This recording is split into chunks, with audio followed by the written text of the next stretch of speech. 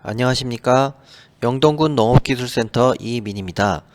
과수원 토양 물관리 요약 세 번째 시간입니다. 오늘 배우실 내용은 물 주는 시기와 양에 관한 내용입니다.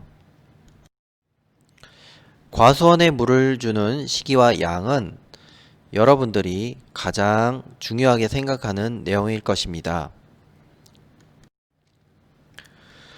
언제, 얼마나 물을 주는 것인가에 관한 내용일 것입니다.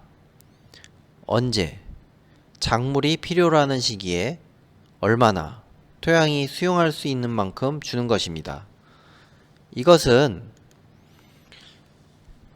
과수가 쉽게 이용할 수 있는 수분이 고갈되기 전에 주는 것을 뜻하고, 공극 내 공기가 15%, 최소한 15%는 유지될 수 있도록 주는 것입니다. 먼저 물 주는 시기에 관하여 말씀드리도록 하겠습니다. 물 주는 시기는 시간적으로는 이슬이 마른 오전 시간입니다. 바로 광합성, 증발산이 최성기가 되기 전에 토양에 물을 공급하는 것이죠. 주기로는 일반적으로 7일에서 10일 사이 25에서 35mm를 300평에 주도록 되어 있습니다.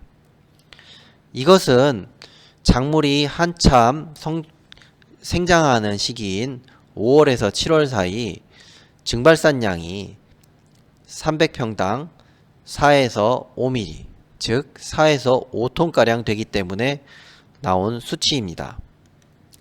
그러나 주변 요인과 환경에 따라 변화가 되기 때문에 이에 대한 기준이 필요합니다. 일반적으로 토양 속 물의 이동에 관하여 기준을 삼는 에너지 개념이 수분 포텐셜입니다. 수분 포텐셜은 힘의 개념이자 이동 방향에 대한 개념이므로 쉽게 이야기하면 수분 포텐셜이 큰 쪽에서 작은 쪽으로 물이 이동하게 됩니다. 본 동영상에서는 그 크기의 단위를 SI 단위인 메가파스칼, 킬로파스칼 단위를 사용하도록 하겠습니다.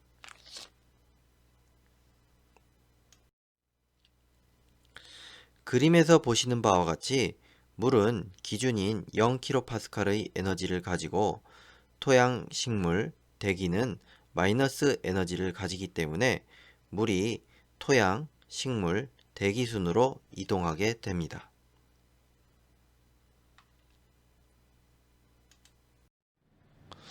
이러한 수분 포텐셜을 측정하는 기구로 토양 수분 장력계가 있습니다.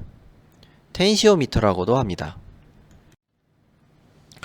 토양 수분 장력계의 원리는 토양 수분 장력계 안에 물이 채워져 있고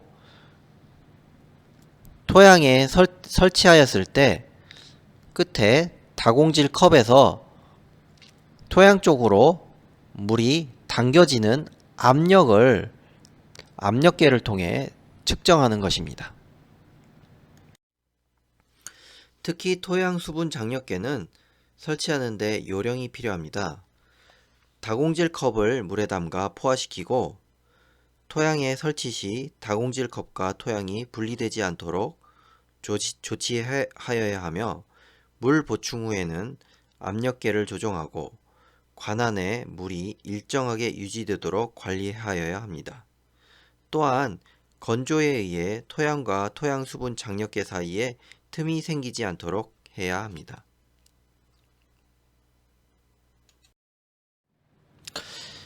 작물이 이용하는 토양 수분은 관수시, 중력수, 모세관수, 흡습수 세 종류가 모두 존재하지만 관수 후 2-3일이 지나면 또는 강우 후 2-3일이 지나면 중력수는 대부분 중력에 의해 사라지게 되고, 흡습수는 작물이 이용할 수 없는 토양에 흡착되어 있는 물이기 때문에 대부분 작물이 이용하는 물은 모세관수라 할 수 있습니다. 즉 작은 공극, 소공극에 함유되어 있는 물이라 말할 수 있죠. 이 범위는 일반적인 토양에서는 33kPa에서 100kPa의 범위 안에 있습니다. 토성별 토양수분 특성표를 살펴보면 같은 33kPa 하에서도 사양토의 경우 17%, 식양토에서의 경우 26%의 토양수분 함량을 가지기 때문에 토성별로 많은 차이를 보입니다. 또한 토양수분 특성표는 용적밀도 1.0을 기준으로 만든 것이기 때문에 실제 수분 함량은 용적밀도를 곱하여 표기하셔야 합니다. 즉 양토의 용적밀도 1.3일 경우에는 표상에는 22.5%의 수분 함량을 가지지만 실제로는 용적밀도 1.3을 곱하여 29.25%의 토양수분 함량을 가지는 것입니다. 물 주는 시점의 장력 기준은 부드러운 흙, 그러니까 용적밀도가 0.8에서 1.2 정도의 용적밀도가 낮은 흙의 경우 20에서 33kPa, 보통흙, 용적밀도 1.3에서 1.5 정도의 토양에서는 33에서 50kPa 내 범위 내에서 잡아주시는 것이 좋고, 특히나 블루베리와 같이 유기토양이 형성되어 있는 경우 토양 수분 장력 기준을 매우 낮게 잡아주셔야 합니다. 여기서 유기토양은 토양 내에 유기물 함량이 20% 이상 되는 토양을 뜻합니다. 작물의 물 요구량은 생육 시기별로 다릅니다. 활착기에는 약간 과습 상태가 좋으며 영양생장기 및 과실 비대기에는 적습 상태, 착과기 및 수확기에는 약간 건조한 상태가 좋습니다. 즉 용적밀도가 보통인 토양을 기준으로 하면 활착기에는 33kPa 근처를 관수 시점으로 하고 착과기 및 수확기에는 50kPa 근처를 관수 시점으로 하는 것입니다.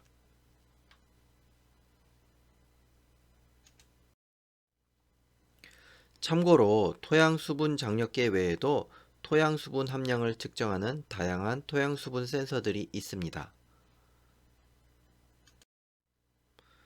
그러나 토양 수분 센서들은 센서 측정의 기준이 되는 용적밀도와 유기물 함량, 전기 전도도 등이 있기 때문에 이에 따라 보정이 필요하고, 토양 수분 함량이 토양 수분 상태를 의미하지 않기 때문에 토성, 용적밀도 등을 고려해서 재해석하는 과정이 필요합니다. 다음은 물 주는 양에 대하여 말씀드리도록 하겠습니다. 물 주는 양의 기준은 토양에 유효 수분량의 10%를 공급하는 것입니다. 여기서 토양 유효 수분이란 작물이 이용하기에 용이한 수분 함량 범위, 즉 일반적인 토양에서는 33kPa에서 100kPa의 범위 내를 뜻하고, 이 유효 수분량 중에 총량 중 10%를 공급하는 것입니다. 물 주는 양을 정하는 방법을 좀 더 구체적으로 살펴보면 포장 용수량 시점의 토양 수분 함량에서 관수 시점의 토양 수분 함량을 빼고 이를 유효토심의 10%를 곱하여 준 후 작물의 일 소비량을 더해 주시면 됩니다. 처음에는 힘드시겠지만 목표점, 개시점, 유효토심 등은 거의 변동이 없으므로 추후에는 일 소비량의 변화만 신경 쓰시면 됩니다.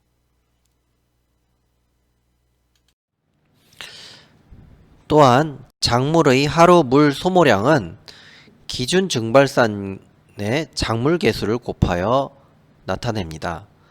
기준 증발산량은 기상 여건에 큰 영향을 받고 특히 햇빛, 일사량에 영향을 받습니다. 작물 개수는 작물의 종류와 생육 단계에 따라 달라집니다.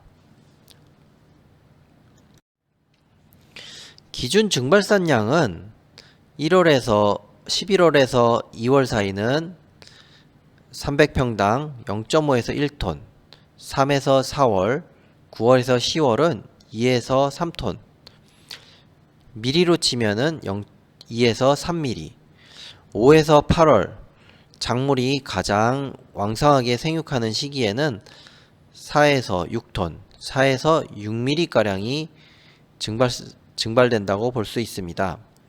여기서 흐린 날은 50%가량 감소되고 맑은 날은 30%가량 증가됩니다. 주요 과수들의 작물 개수는 다음 표와 같습니다.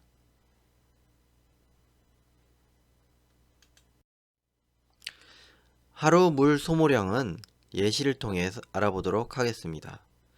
5월 맑은 날 300평 사과 밀식 과온의 경우 하루 증발산량 기준이 5톤이고 일사가 많은 맑은 날이기 때문에 30%를 더해줍니다. 여기에 5월은 사과 과실 발육 초기에 해당되므로 작물 개수 0.85를 곱하게 되면 하루 증발산량은 5.5톤이 됩니다.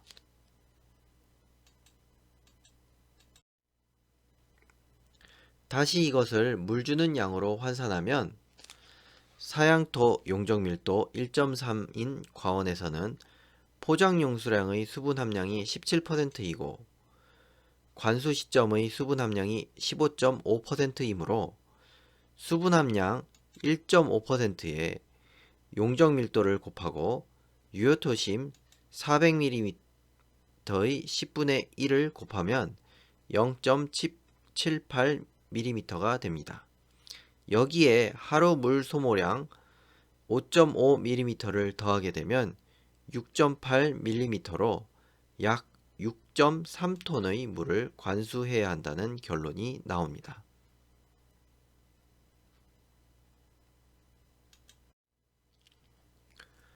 그럼 물 주는 시기와 양에 대해서 정리해 보도록 하겠습니다.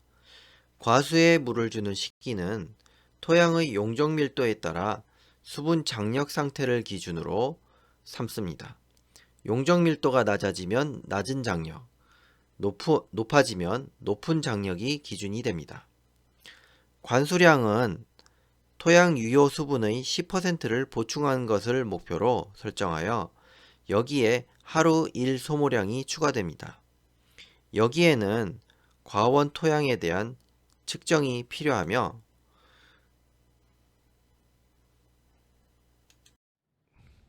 다음과 같이 용적 밀도 또는 토성 등을 미리 알아두셔야 합니다.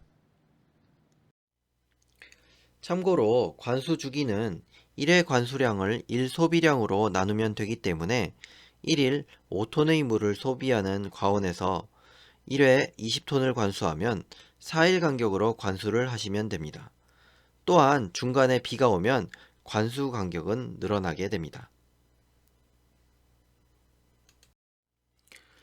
또한 같은 양의 물이라도 조금씩 자주 관수를 하면 작물의 지상부 생장에 유리하고 많은 양을 가끔 관수하면 작물의 지하부 생장에 유리하게 됩니다.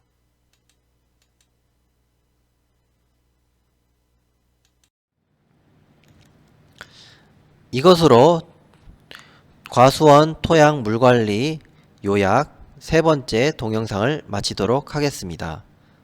시청해주신 여러분 감사합니다.